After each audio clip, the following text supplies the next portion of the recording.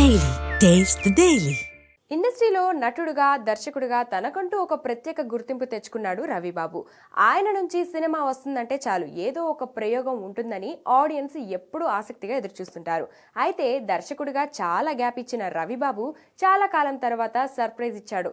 మరోసారి ఒక wild crime thriller తో మన ముందుకు రాబోతున్నాడు. ఈ సినిమాకు రైజర్ అనే పవర్ఫుల్ టైటిల్ ని ఖరారు చేస్తూ తాజాగా వదిలిన గ్లిమ్స్ సోషల్ మీడియాలో వైరల్ అవుతుంది. గ్లిమ్స్ చూస్తుంటే రవిబాబు ఈసారి రూట్ మార్చి చాలా వైలెంట్ గా సినిమాను తెరకెక్కిస్తున్నట్లుగా అర్థమవుతుంది. ఇదేం అరాచకం బాబోయ్ అనిపించేలా ఉంది ఈ గ్లిమ్స్. ఇందులో న్యాయం కోసం రవిబాబు ఎలాంటి దారుణానికైనా ఒడిగట్టే పాత్రలో కనిపిస్తున్నారు. ముఖ్యంగా ముగ్గురు వ్యక్తుల్ని అత్యంత క్రూరంగా చంపేస్తున్న విజువల్స్ చూస్తుంటే ఎవరైనా సరే ఉలిక్కి పడాల్సిందే. ఊచకోత అన్నట్లుగా ఒక డైలాగ్ కూడా లేకుండా ప్రేక్షకుల్ని షాక్ గురిచేసింది రైజర్ గ్లిమ్స్. ఇక సురేష్ ప్రొడక్షన్ సమర్పణలో ఫ్లయింగ్ ఫ్రాక్స్ బ్యానర్ పై వస్తున్న ఈ చిత్రాన్ని 2026 వేసవిలో రిలీజ్ చేయాలని మేకర్స్ ప్లాన్ చేస్తున్నారు.